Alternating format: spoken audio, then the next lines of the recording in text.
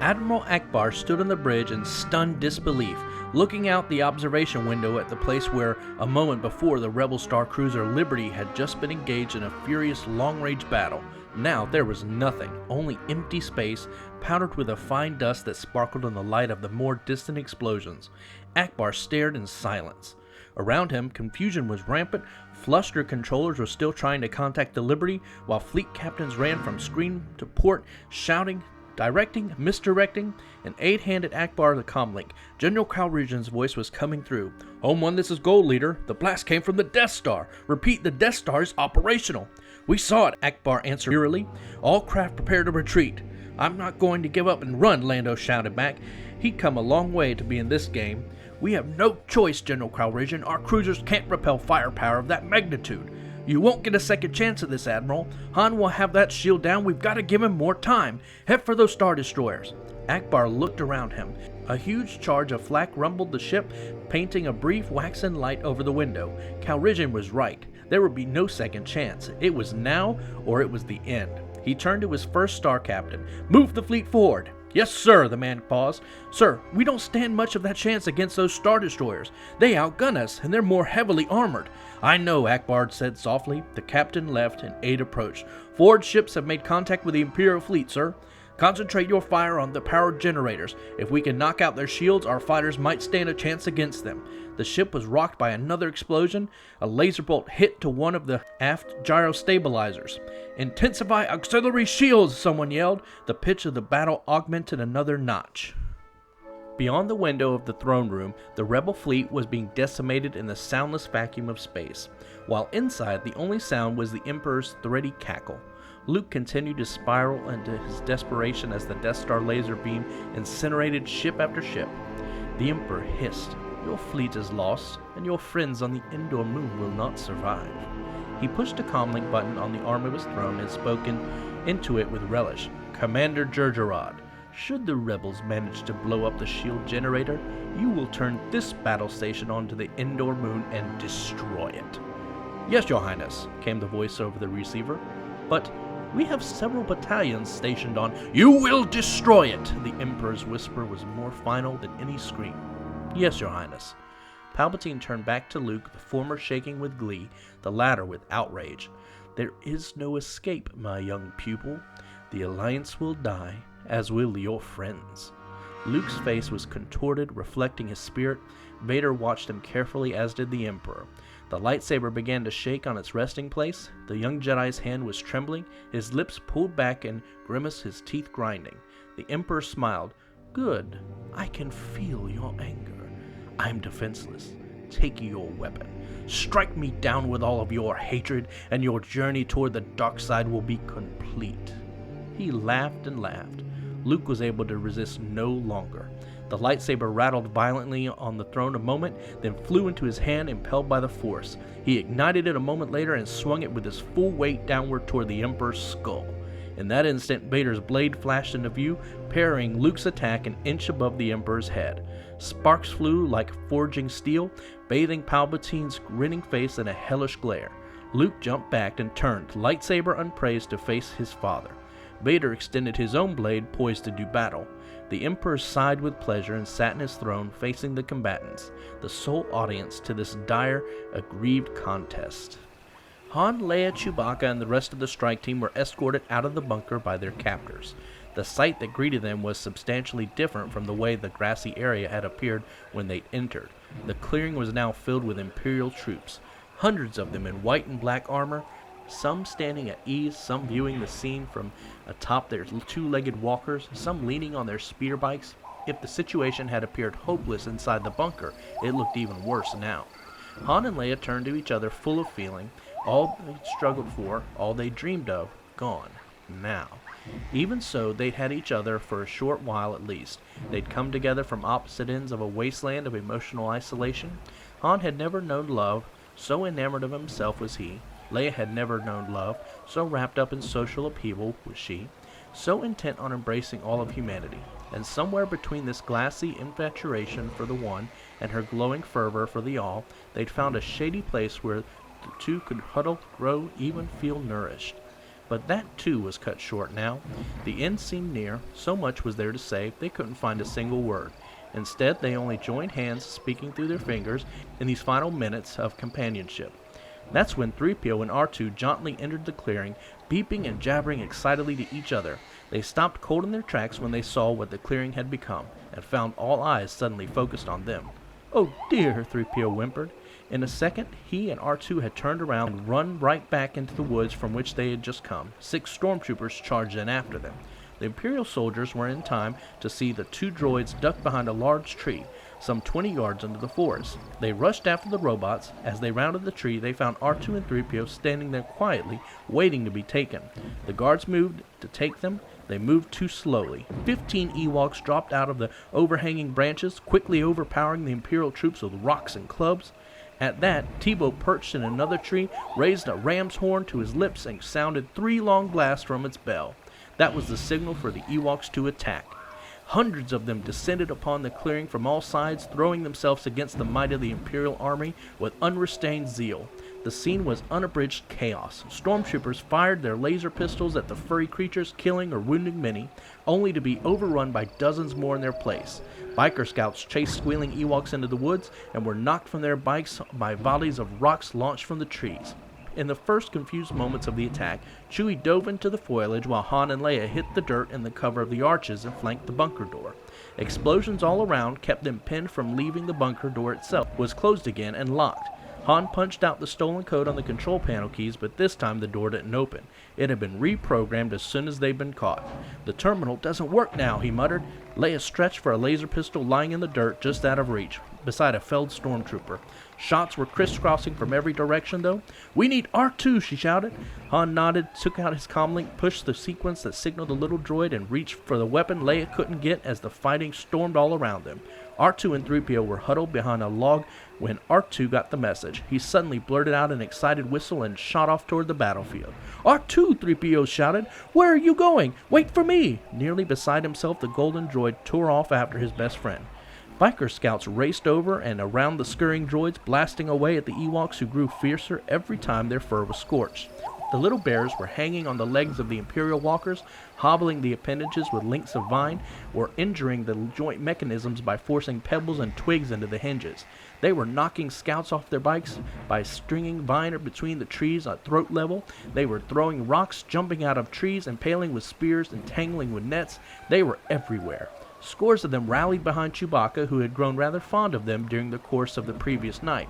He'd become their mascot, and they his little country cousins. So it was with a special ferocity now that they came to each other's aid. Chewie was flinging stormtroopers left and right in a selfless Wookiee frenzy any time he saw them physically harming his small friends. The Ewoks, for their part, formed equally self-sacrificing cadres to do nothing but follow Chewbacca and throw themselves upon any soldiers who started getting the upper hand with him. It was a wild, strange battle. R2 and 3PO finally made it to the bunker door. Han and Leia provided cover fire with guns they'd finally managed to scrounge. R2 moved quickly to the terminal, plugged into his computer arm, began scanning.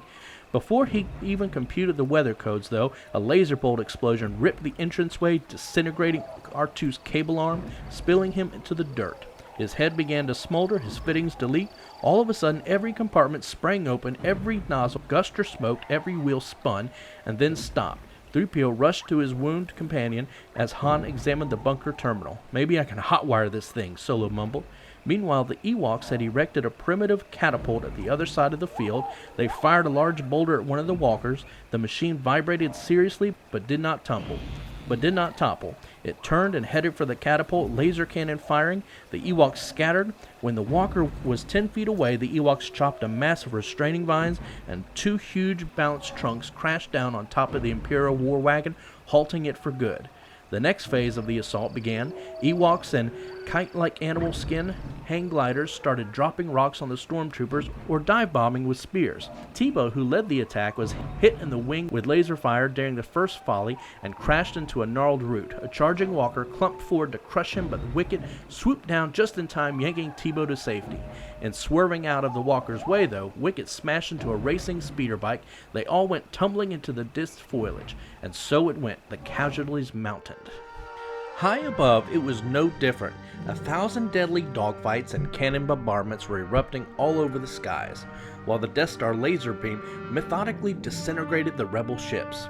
In the Millennium Falcon, Lando steered like a maniac through an obstacle course of the giant floating Imperial Star Destroyers, trading laser bolts with them, dodging flak, outracing TIE fighters.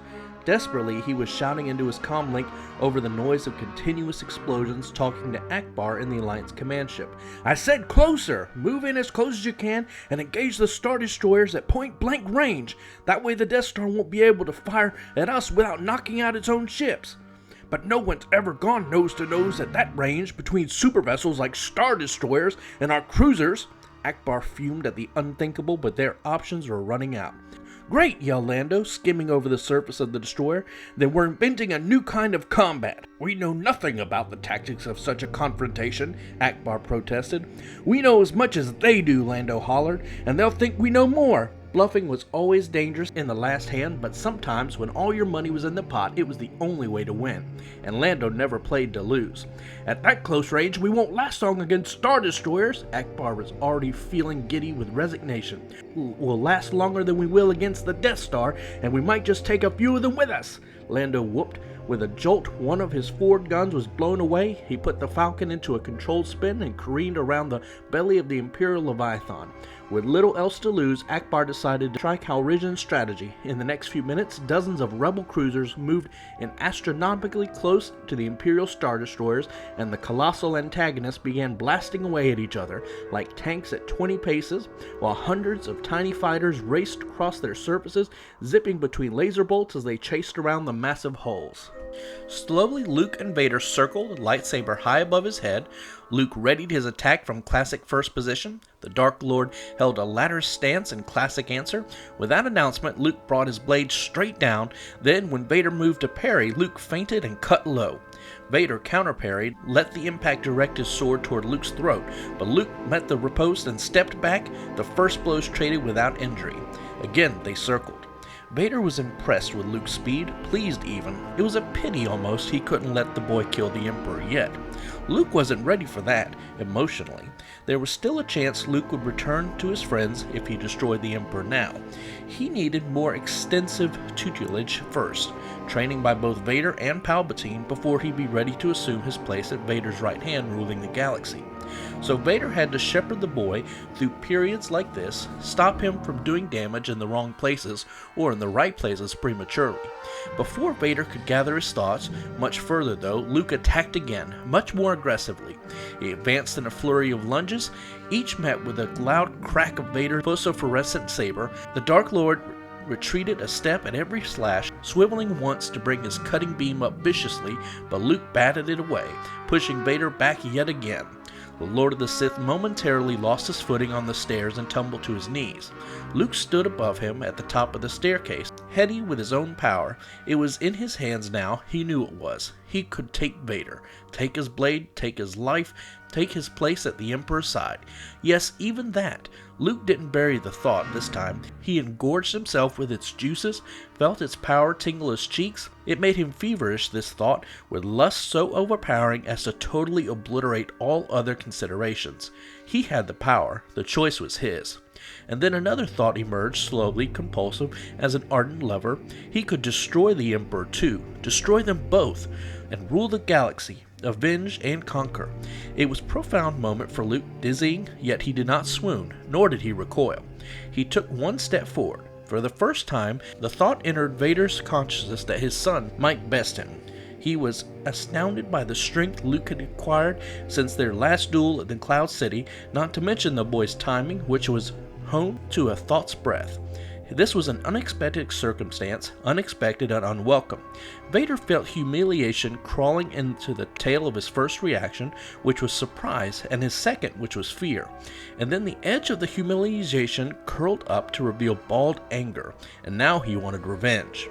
These things were mirrored, each facet, by the young Jedi who now towered above him. The Emperor watched joyously, saw this, and goaded Luke on to revel in this darkness. Use your aggressive feelings, boy. Yes, let the hate flow through you. Become one with it. Let it nourish you. Luke faltered a moment, then realized that what was happening. He was suddenly confused again. What did he want? What should he do? His brief exultation, his microsecond of dark clarity gone, now in a wash of indecision, veiled enigma, cold awakening for a passionate flirtation. He took a step back, lowered his sword, relaxed, and tried to drive the hatred from his being. In that instant, Vader attacked. He lunged half up the stairs, forcing Luke to reverse defensively. He found the boy's blade with his own, but Luke's disengaged and leaped to the safety of an overhead gantry. Vader jumped over the railing to the floor beneath the platform on which Luke stood. "I will not fight you, Father," Luke stated. "You are unwise to lower your defenses," Vader warned. His anger was layered. Now, he did not want to win if the boy was not battling to the fullest. But if winning meant he had to kill a boy who wouldn't fight, then he would do that too. Only he wanted Luke to be aware of those consequences. He wanted Luke to know this was no longer just a game. This was darkness. Luke heard something else, though. "Your thoughts betray you, Father. I feel the good in you, the conflict. You could not bring yourself to kill me before, and you won't destroy me now." Twice before, in fact, to Luke's recollection, Vader could have killed him, but didn't. In the dogfight over the first Death Star, and later in the lightsaber duel on Bespin. He thought of Leia, briefly now, too, of how Vader had her in his clutches once. He even tortured her, but didn't kill her. He winced to think of her agony, but quickly pushed that from his mind. The point was clear to him now. Though so often so murky, there was still good in his father. This accusation really made Vader angry. He could tolerate much from the insolent child, but this was insufferable. He must teach this boy a lesson he would never forget, or die learning. "Once again, you underestimate the power of the dark side." Vader threw his scintillating blade. It sliced through the supports holding up the gantry on which Luke was perched, then swept around and flew back into Vader's hand. Luke tumbled to the ground, then rolled down another level under the tilting platform. In the shadow of the darkened overhang, he was out of sight. Vader paced the area like a cat seeking the boy, but he wouldn't enter the shadows of the overhang. "You cannot hide forever, Luke." "You'll have to come in and get me," replied the disembodied voice. "I will not give you the advantage that easily." Vader felt his intentions increasingly ambiguous in this conflict. The purity of his evil was being compromised. The boy was clever indeed. Vader knew he must move with extreme caution. "I wish no advantage, Father. I will not fight you. Here, take my weapon." Luke knew full well this might be his end, but so be it. He would not use darkness to fight darkness. Perhaps it would be left to Leia after all to carry on the struggle without him. Perhaps she would know a way he didn't know. Perhaps she could find a path. For now, though, he could only see two paths, and one was into darkness. The other was not. Luke put his lightsaber on the ground and rolled it along the floor toward Vader. It stopped halfway between them, in the middle of the low overhead area. The Dark Lord reached out his hand. Luke's lightsaber jumped into it. He looked at it. He hooked it to his belt, and with grave uncertainty entered the shadowy overhang. He was picking up additional feelings from Luke now, new cross-currents of doubt, remorse, regret, abandonment, shades of pain, but somehow not directly related to Vader, to others, to Endor. That was it. The sanctuary moon where his friends would soon die.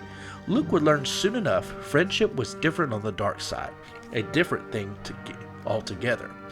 "Give yourself to the dark side, Luke," he entreated. "It is the only way you can save your friends." "Yes, your thoughts betray you, son. Your feelings for them are strong, especially for—" Vader stopped. He sensed something.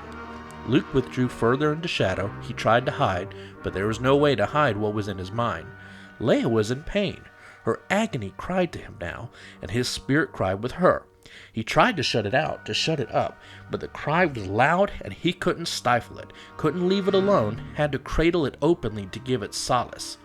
Vader's consciousness invaded that private space. "No!" screamed Luke. Vader was incredulous. "Sister? Sister?" he bellowed. "Your feelings have now betrayed her too. Twins!" he roared triumphantly. Obi-Wan was wise to hide her, but now his failure is complete. His smile was clear to Luke through the mask, through the shadows, through all the realms of darkness. "If you will not turn to the dark side, perhaps she will." This then was Luke's breaking point, for Leia was everyone's last unflagging hope. If Vader turned his twisted, misguided cravings on her, "Never!" he screamed. His lightsaber flew off Vader's belt into his own hand, igniting as it came to him. He rushed to his father with a frenzy he'd never known, nor had Vader. The gladiators battled fiercely, sparks flying from the clash of their radiant weapons, but it was soon evident that the advantage was all Luke's, and he was pressing it. They locked swords body to body. When Luke pushed Vader back to break the clinch, the Dark Lord hit his head on an overhanging beam in the cramped space. He stumbled backward even farther out of the low-hanging area. Luke pursued him relentlessly. Blow upon blow, Luke forced Vader to retreat, back onto the bridge that crossed the vast, seemingly bottomless shaft of the power core. Each stroke of Luke's saber pummeled Vader like accusations, like screams, like shards of hate. The Dark Lord was driven to his knees. He raised his blade to block yet another onslaught, and Luke slashed Vader's right hand off at the wrist. The hand, along with its bits of metal, wires, and electronic devices, clattered uselessly away while Vader's lightsaber tumbled over the edge of the span into the endless shaft below, without a trace. Luke stared at his father's twitching, severed mechanical hand, and then at his own black-gloved artificial part, and realized suddenly just how much he'd become like his father, the man he hated. Trembling, he stood above Vader, the point of his glowing blade at the Dark Lord's throat. He wanted to destroy this thing of darkness, this thing that was once his father, this thing that was him. Suddenly, the Emperor was there, looking on, chuckling with uncontrollably pleased agitation. "Good! Kill him! Your hate has made you powerful. Now fulfill your destiny and take your father's place at my side." Luke stared at his father beneath him, then at the Emperor, then back at Vader. This was darkness, and it was the darkness he hated.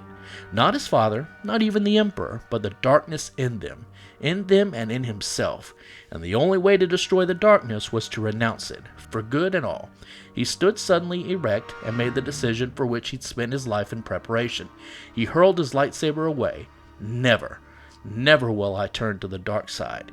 You have failed, Palpatine. I am a Jedi, as my father was before me." The Emperor's glee turned to a sullen rage. "So be it, Jedi. If you will not be turned, you will be destroyed."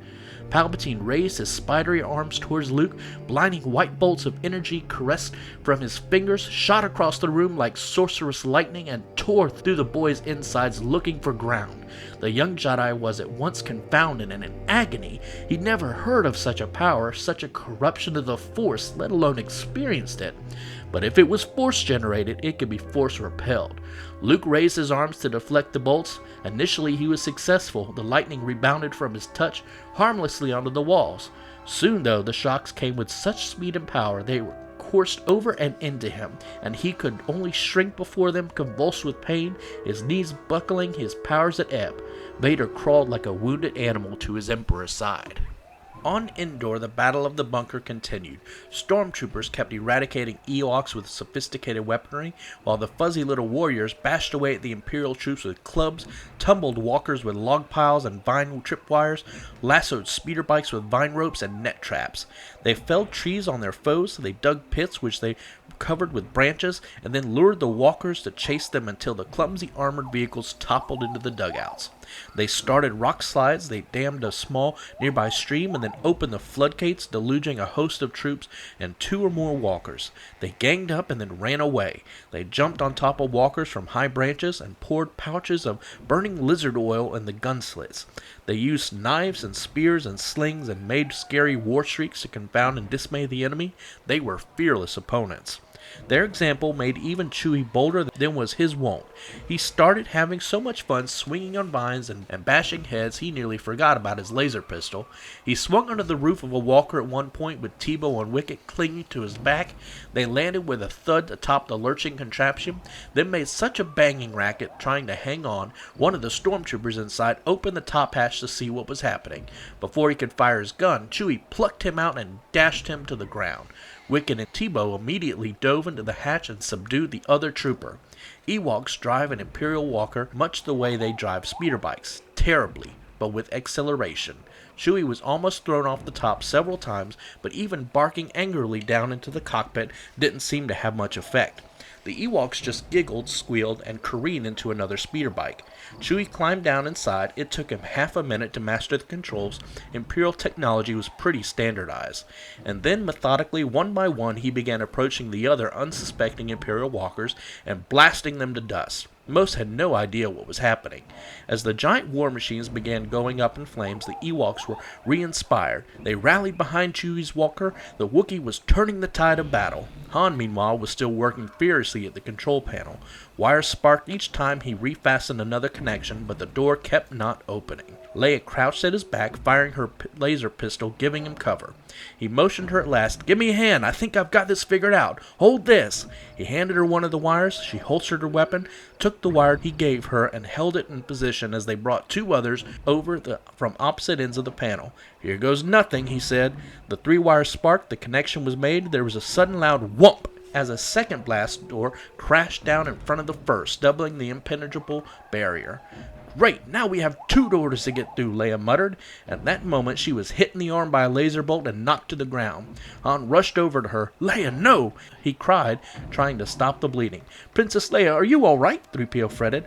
"It's not bad." She shook her head. "It's—" "Hold it!" shouted a voice. "One move and you're both dead." They froze, looked up. Two stormtroopers stood before them, weapons leveled, unwavering. "Stand up," one ordered. "Hands raised." Han and Leia looked at each other, fixed their gazes deep in each other's eyes, swam there in the wells of their souls for a suspended eternal moment during which all was felt, understood, touched, and shared. Solo's gaze was drawn down to Leia's holster. She surreptitiously eased out her gun and was holding it now at the ready. The action was hidden from the troopers because Han was standing in front of Leia, half blocking their view. He looked again into her eyes, comprehendingly. With a last heartfelt smile, he whispered, "I love you." "I know," she answered simply. Then the moment was over, and at an unspoken, instantaneous signal, Han whirled out of the line of fire as Leia blasted at the stormtroopers. The air was filled with laser fire. A glint orange-pink haze, like an electron storm, buffeted the area, sheared by intense flares. As the smoke cleared, a giant Imperial walker approached, stood before him, and stopped. Han looked up to see its laser cannons aimed directly in his face. He raised his arms and took a tentative step forward. He wasn't really sure what he was going to do. "Stay back," he said quietly to Leia, measuring the distance to the machine in his mind. That was when the hatch on top of the walker popped open and Chewbacca stuck his head out with an integrating smile. The Wookiee roared. Solo could have kissed him. "Chewie, get down here! She's wounded!" He started forward to greet his partner, then stopped in mid-stride. "No, wait! I've got an idea."